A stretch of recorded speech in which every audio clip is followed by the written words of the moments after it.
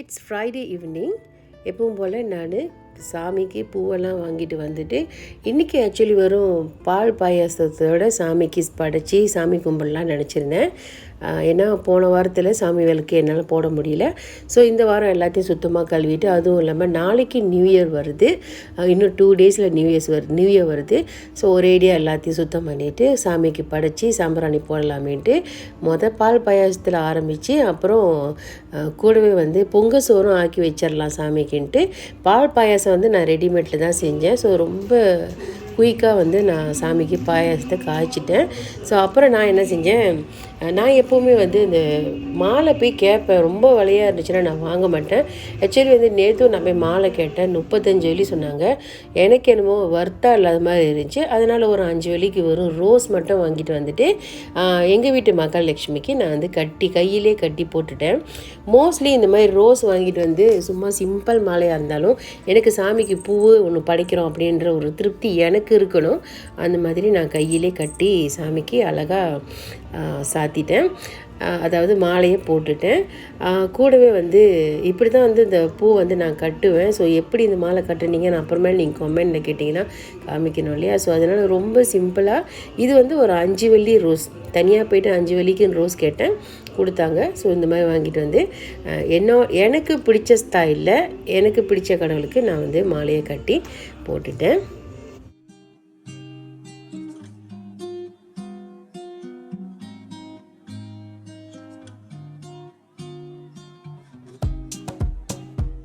வெள்ளிக்கிழமைனால என்னமோ தெரில, எனக்கு தனியாக ஒரு மூட் க்ரியேட் ஆகிரும். அதாவது அந்த சாம்பிராணி வாசனை, இது பக்தின்னு சொல்லுவாங்களா இல்லை எனக்கே தெரில. அது சாட்டர்டே சண்டே கொஞ்சம் லீவ் வந்துடுமே, கொஞ்சம் லேசி டேயாக இருக்கலாம் அப்படின்றதுனாலையா எனக்கு என்னமோ தெரில, ஃப்ரைடேனால எனக்கு ரொம்ப குஷியாகிடுவேன் நான்.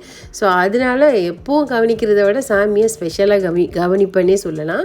ஸோ அந்த கொத்து பூ ஒரு 4-5 கொத்து ரோஜா பூவில் மாலையும் கட்டி போட்டுட்டு மல்லி சரமும் கொஞ்சம் வாங்கிட்டு வந்தேன். அதையும் சாமிக்கு கிட்டத்தட்ட ஒரு 30 வெள்ளி பூவு சாமிக்கு நான் படைச்சி சாம்பிராணியும் போட்டேன். சாரி, நான் இன்றைக்கி சாமிக்கு சாம்பிராணி போடல. நான் விளாக் எடுக்கிறேன்னு சொன்னனால என் பெரிய மகளை நான் சாம்பிராணி போட சொன்னேன்.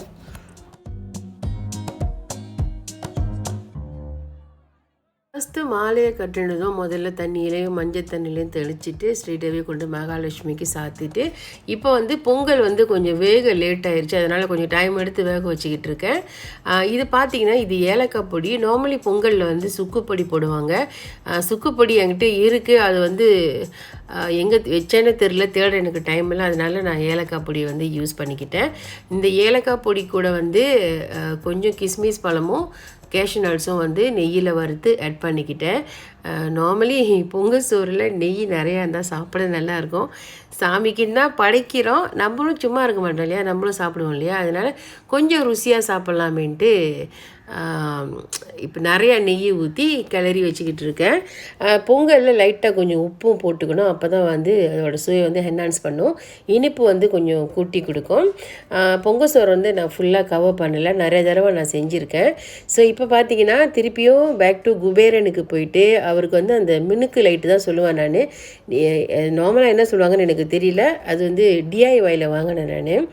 ரொம்ப நாளைக்கு முன்னே வாங்கினேன். இது ஒரு 2வது லைட்டு. ஏற்கனவே வாங்கினது கிறிஸ்மஸ் லைட் மாதிரி இருந்துச்சு, ஆரஞ்சு கலரில் பல்பாக இருந்துச்சு. அப்போ அதை நான் எடுத்து வச்சுட்டு இது நான் ஒரு 2 months ago வாங்கினேன்னு நினைக்கிறேன். 2 months agoவா இல்லை 1 month agoவான்னு தெரில வாங்கினேன். அதுக்கு பேட்டரி முடிஞ்சிருச்சு. இப்போ அதையும் பேட்டரியெலாம் மாற்றிட்டு அவருக்கும் கொஞ்சம் மல்லிகை சரம் போட்டுட்டு மகாலட்சுமிக்கும் மல்லிகை சரம் போட்டுட்டு இப்போ ஆல்மோஸ்ட் எல்லாமே டன். சாமிக்கு எல்லாத்தையும் ப்ரிப்பேர் பண்ணிவிட்டு விளக்கெல்லாம் போய் அலங்கரித்து வச்சுட்டு மகளை சாம்பிராணி போட சொல்ல போகிறேன். ஸோ எப்போவுமே எங்கள் வீட்டில் நான் இது நிறைய வீடியோவில் பார்த்துருக்கேன், ஒத்த விளக்கு கொளுத்தக்கூடாதுன்னு சொல்லுவாங்க. அட்லீஸ்ட் 2க்கு மேலே இருக்கலான்னு. ஸோ நான் என்ன செஞ்சேன், ஒரு காமாட்சி அம்மன் விளக்கும் 2 குத்து விளக்கும் எப்போவுமே நான் மேடையில் இருக்கிற மாதிரி செட் பண்ணி வச்சுட்டேன். நீங்கள் எத்தனை விளக்கு கொளுத்துவீங்கன்னு கண்டிப்பாக கமெண்ட் பண்ணுங்கள், நானும் தெரிஞ்சுக்குவேன். ஸோ இந்த ஒத்த விளக்கு கொளுத்தக்கூடாதுன்றது வந்து நான் யூடியூப்பில் பார்த்து தான் தெரிஞ்சுக்கிட்டேன். மற்றபடி எனக்கும் கன்ஃபார்மாக தெரியல. ஸோ எனக்கு தெரிஞ்சனால எனக்கு தெரிஞ்சவங்கக்கிட்ட எல்லாமே வந்து ஒரு விளக்கு கொளுத்தாதீங்க சாமி மேடையிலன்னு சொல்லிவிட்டு அவங்களையுமே வந்து 2 விளக்கு தான் 2 விளக்குக்கு மேலே தான் போடணும் அப்படின்னு சொல்லுவாங்க. ஸோ அதனால் நான் 3ஆக போட்டுட்டேன். ரெட்டையாக இருக்க வேணாமேட்டு நான் குத்து விளக்கோடு சேர்த்து 3 விளக்காக போட்டுக்கிட்டு இருக்கேன். ஸோ சாமிக்கு எல்லாத்தையும் படைச்சாச்சு. இப்போ வந்து சாமிக்கு பூ அலங்காரம்லாம் பண்ணியாச்சு. இப்போது பொங்கு சோறும் ரெடி ஆயிடுச்சு. பொங்கு சோறையும் எடுத்து சாமிக்கு முதல்ல படைச்சிட்டு பொங்கு சோறு பாருங்கள், நான் நினச்ச கன்சிஸ்டன்சியில் கணக்காக வந்துருச்சு. இன்றைக்கி நான் பழம் எதுவும் வாங்கலை, மறந்துட்டேன். அதுவும் இல்லாமல் இன்னும் 2 நாளில் நியூ இயர் வரப்போகுது. திருப்பியும் சாமிக்கு பழம்லாம் வாங்கணும். அப்புறம் நிறையா பழம் எக்ஸ்ட்ராவாக வீட்டில் வந்துடுமேன்ட்டு பழம் நான் வாங்கலை. நாளைக்கு இல்லைனா இன்றைக்கி திருப்பியும் போயிட்டு சாமிக்கு 1ஆம் தேதி சாம்பிராணி போடுறதுக்காக பழம்லாம் திருப்பி வாங்கிட்டு வருவேன். வீட்டில் ஏற்கனவே ஒரு பாக்ஸு நிறைய ஆரஞ்சு பழம் இருக்குது. அதை நம்ம எடுத்து சாப்பிட்டுட்டோம், அது சாமிக்கு படைக்கக்கூடாதுன்னு அதை நான் அப்படி வச்சுட்டேன். ஸோ பாயாசமும் பொங்கலும் வச்சு வெத்தலை பாக்கு வச்சு சாமிக்கு இன்றைக்கி ரொம்ப சிம்பிளாக சுவையாக வந்து இது என்ன சொல்லுவாங்க எனக்கு சரியாக தெரியல தமிழில், சாமிக்கு சாப்பாடை வச்சுட்டேன். அடுத்து சாம்பிராணி போட்டுட்டு சாமிக்கெலாம் வந்து இந்த லைட்டும் வந்து நான் டிஐஒயில் தான் வாங்கினேன். இந்த லைட் வந்து 13 வெள்ளியோ 15 வெள்ளிக்கோ என்னமோ தான் வாங்கினேன். இது வந்து பவர் பேங்க் இருந்தாலே போதும். பவர் பேங்கில் அந்த பவர் பேங்கோட சாக்கெட் இருக்கும் இல்லையா, அதில் போட்டுட்டு இந்த லைட்டை வந்து தட்டி விடலாம். ரொம்ப அழகாக இருந்துச்சு, ப்ளூ கலர். ஸோ எனக்கு பிடிச்சிருந்துச்சு. பிடிச்சோடனே நான் வாங்கிட்டேன். அன்னையிலேருந்தே வந்து இது சாமி மடியில் நான் சும்மா சின்சாயாக தான் வந்து இதை செட் பண்ணி வச்சுருக்கேன். ஹஸ்பண்ட்டு சொல்லியிருக்கேன் எனக்கு அழகாக செட் பண்ணி கொடுங்க, ஏன்னா ரொம்ப வளர்த்தியாக இருக்குது சாமி படம்லாம். எனக்கு அந்த குட்டி மணக்கட்டை போட்டு தான் ஏறி பூவே வைப்பேன். அதனால் அவர்கிட்ட சொல்லியிருக்கேன், உங்களுக்கு எப்போ டைம் கிடைக்குதோ எனக்கு அழகாக செட் பண்ணி கொடுத்துருங்க அந்த லைட்டெல்லான்னு. அவருக்கு எப்போ டைம் கிடைக்குதோ அப்போ தான் இங்கே வந்து இதெல்லாம் செட் பண்ணுவார். ஸோ உங்களுக்காக இப்போ இந்த லைட்டை நான் ஆஃப் பண்ணி காணிக்கிறேன் பாருங்கள், ரொம்ப அழகாக இருக்குது இல்லையா. ஸோ ஃப்ரைடே நைட்னால எனக்கு ஒரு குஷி வந்துடும். என்னோடு சேர்த்து எனக்கு வேண்டப்பட்ட இஷ்ட தெய்வங்களும் சந்தோஷமாக இருக்கணுன்றதுக்காக இந்த குட்டி செட்டப் பண்ணி வச்சுருக்கேன். நான் கேமரா ஷூட் பண்ணுறதுனால என்ன தெரியும், திடீர்னு லைட்டெல்லாம் வந்து மாற ஆரம்பிச்சிருச்சு. கொஞ்ச நேரத்தில் சாமி ரூம் போட்டு ஓடி வெளியே வந்துட்டேன். ஸோ சாமியை திடீர்னு வந்துட்ட மாதிரி இருந்துச்சு, அப்படி கூஸ் பம் ஆயிடுச்சு எனக்கு. ஸோ அவங்கள டிஸ்டர்ப் பண்ண வேண்டாம், சாமிக்கு சாப்பாடெலாம் படைச்சிட்டுமேன்னு சொல்லிட்டு வெளியே வந்துட்டேன். ஸோ லைட்டும் ஆன் பண்ணிவிட்டு வெளியே வந்துட்டேன். இது வந்து ரீசன்ட்லி இது எனக்கு ரொம்ப பிடிச்சிருந்துச்சிங்க. நான் வந்து கிளாங்கில் வாங்கினேன், அதனால் சாமி படம் வாசப்படியில் ஒட்டியிருக்கேன். இந்த மணி பார்த்திங்கன்னா இது தீபாவளி டைமில் நான் வாங்கினேன். நான் ரொம்ப நாளாக இந்த மாதிரி ரொம்ப சிம்பிளாக இருக்கிற மணி வந்து வாங்கணும்னு தேடிட்டே இருந்தேன். பட் எனக்கு தீபாவளி டைமில் எனக்கு கிடச்சிருச்சு, நான் வாங்கிட்டேன். இந்த மணி சாமி ரூமில் மாட்டணுன்னே நான் வந்து இதை எங்கே வாங்கினேன், இதுவும் கிளாங்கில் தான் வாங்கினேன்னு நினைக்கிறேன். கிளாங்கில் வாங்கினேன்னா மிளாக்காவில் வாங்கினேன்னு சரியாக ஞாபகம் இல்லை. ஓகே, சாமிக்கு எல்லாத்தையும் படித்து சாம்பிராணியும் போட்டாச்சு. இது வந்து மறுநாள் காலையில் தேங்காய் பால் அப்பத்துக்காக நான் அரைச்சி வச்சுக்கிட்டு இருக்கேன். சாட்டர்டே சண்டே ஃப்ரைடேனாலே குஷி மூட் வந்துடும் இல்லையா. ஸோ சாட்டர்டே சண்டேனா என்ன கேட்டாலும் செஞ்சு கொடுப்பேன். இப்போது நைட்டுக்கு வந்து வெறும் தோசையும் சட்னியும் செய்யலாம்னு நினச்சேன். எப்போவுமே தேங்காய் சட்னி செய்ய வேணான்ட்டு இன்றைக்கி இது என்ன சொல்லுவாங்க, பீனட் மட்டும் போட்டுட்டு தமிழ் என்ன சொல்லுவாங்க தெரியலையே, கடலை தான் சொல்லுவாங்கன்னு நினைக்கிறேன். இது வெறும் இந்த பீனட்ஸ் மட்டும் லைட்டாக வறுத்துட்டு தோல் எடுக்க முடிஞ்சால் எடுங்க. அப்படி தோல் எடுக்க டைம் இல்லைன்னா பரவாயில்ல, லீவ் இட், அப்படின்னா கூட நம்ம யூஸ் பண்ணிக்கலாம். இன்றைக்கி வந்து கொஞ்சம் புளியும் போட்டு இதை நான் அரைக்க போகிறேன். எனக்கு கொஞ்சம் நல்லா ருசியாக காரசாரமாக சாப்பிட்ணும் போல் தோணுச்சு.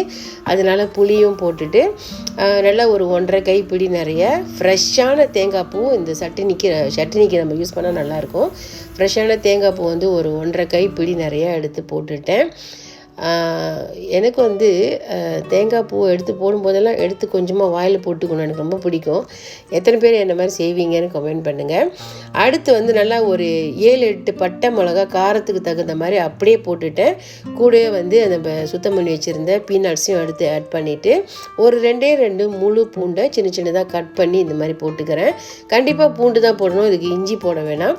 பூண்டை மட்டும் போட்டுட்டு தேவையான அளவுக்கு உப்பையும் போட்டுட்டு நல்லா நமக்கு கொஞ்சமாக தண்ணி, இப்போதைக்கு கொஞ்சமாக தண்ணி ஊற்றி திக்கான பேஸ்ட்டாக நம்ம இதை அரைச்சி எடுத்துகிட்டு வந்துடலாம்.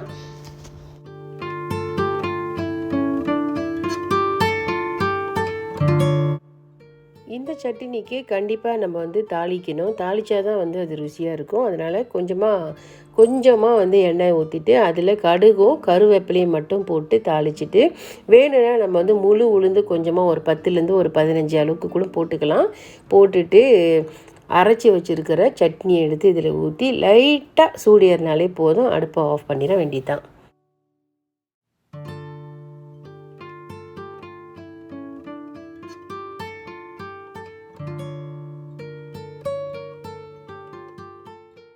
இப்போலாம் எனக்கு சட்னினாலே வந்து கொஞ்சம் தண்ணி மாதிரி தான் நான் வந்து ஊற்றி சாப்பிட்றேன். ஈவன் இட்லியாக இருந்தாலும் சரி, தோசையாக இருந்தாலும் சரி. ஸோ அதனால் அந்த பிளேண்டரில் போதுமான அளவுக்கு தண்ணியை ஊற்றி நல்லா அலசி அதையுமே நான் ஆட் பண்ணிக்கிட்டேன். இந்த சட்னி வந்து நைட்டோட முடிஞ்சிடும். அதனால் நான் கொஞ்சமாக கச்சிதமாக செஞ்சுருக்கேன். அதனால தான் வந்து ஒரு 1.5 கைப்பிடி தேங்காய் பூ போட்டு நான் அரைச்சேன். கலரை பார்த்தாலே தெரியும், அட்டகாசமாக இருந்துச்சு. தைரியமாக நீங்கள் என் பேரை சொல்லி இந்த சட்னி செஞ்சு சாப்பிட்லாம். ரொம்ப நல்லா இருந்துச்சு. இந்த பீனட்ஸ் வந்து நான் ஒரு கைப்பிடி அளவுக்கு போட்டேன். ஸோ இப்போ நான் என்ன செஞ்சேன், சட்னியெல்லாம் அரைச்சி வச்சுட்டு மேடையெல்லாம் சுத்தம் பண்ணிவிட்டு கிச்சன் டப்பெல்லாம் சுத்தம் பண்ணிவிட்டு போய் குளிச்சுட்டு வந்துட்டேன். இப்போ ஹஸ்பண்ட் வந்தோடனே நேராக தோசையை ஊற்ற வேண்டியதான். ஸோ இன்றைக்கின்னு பார்த்து அவர் இன்னும் வீட்டுக்கு வரல. எனக்கு நிறைய வேலை செஞ்சனாலே என்னமோ தெரியல, பசி எடுத்துருச்சு. ஸோ ஒரு 9 o'clock மேலே நான் தோசையை ஊற்றி முதல்ல நான் சாப்பிட்டுட்டேன். முதல்ல ஒரு சாதா தோசை ஊற்றி சாப்பிட்டுட்டு அடுத்து வந்து வெங்காய தோசை போட்டு சாப்பிட்லாம். எப்போவுமே முட்டை தோசை தான் போடுவேன். சரி இன்றைக்கி ஃப்ரைடே பயபக்தியாக சாமி கும்பிட்டுருக்குமேன்ட்டு முட்டையை டச் பண்ணாமல் வெறும் சாதா தோசையில் ஆனியன் மட்டும் கட் பண்ணிவிட்டு ஊசி மிளகாய் கட் பண்ணி போட்டு சாப்பிட்டேன். மாவை ஊற்றுனதுக்கு அப்புறம் தான் பார்க்குறேன் அடுப்பை நான் ஆஃப் பண்ணிட்டேன். ஏன்னா போய் வெங்காயம் கட் பண்ணேன் இல்லையா, அந்த சமயத்தில் நான் அடுப்பை ஆஃப் பண்ணிட்டு போயிட்டேன். ஸோ அடுத்து அடுப்பையும் ஆன் பண்ணிவிட்டு இப்போது லைட்டாக மேலே வந்து எண்ணெயை ஊற்றிட்டு தோசை சுடுறதெல்லாம் சொல்லி கொடுக்கணுமாங்க, எல்லாத்துக்கும் தெரியும்ல இந்த வேலை. ஸோ என்னோடய ஸ்டைலில் ஏதோ ஒன்று கிடைக்கிறது செஞ்சு வயிறு நனைஞ்சா சரின்னு சாப்பிட்டு போயிடுவேன் நான். இப்போது இந்த சட்னியை ஊற்றி முதல்ல கிச்சன்லேயே நின்று, ஏன்னா நமக்கு தோசை ஊற்றி கொடுக்குறதுக்கு ஆள் இருக்காது இல்லையா. ஸோ அதனால் 2 தோசையும் நான் நின்றுக்கிட்டு சாப்பிட்டுட்டு அடுப்பை ஆஃப் பண்ணிவிட்டு நான் போயிட்டேன். அதுக்கப்புறம் ஹஸ்பண்ட் வந்தார், அவருக்கும் ஊற்றி கொடுத்து சாப்பிட்டோம். பிள்ளைங்க என்ன சாப்பிட்டாங்கன்னு கேட்பீங்க. பிள்ளைங்க எல்லாமே சோறும் சாம்பாரும் மத்தியானம் வச்சு சாம்பார்லாம் போட்டு சாப்பிட்டாங்க. அவங்களுக்கு நைட்டு இந்த தோசை இட்லிலாம் இறங்காது, நமக்கு மட்டும்தான் இது. ஓகே, இன்றைக்கி வீடியோ அவ்வளோதாங்க. எல்லோருக்கும் ஹாப்பி நியூ இயர். நான் உங்களை அடுத்த வருஷம் வந்து சந்திக்கிறேன். பாய்.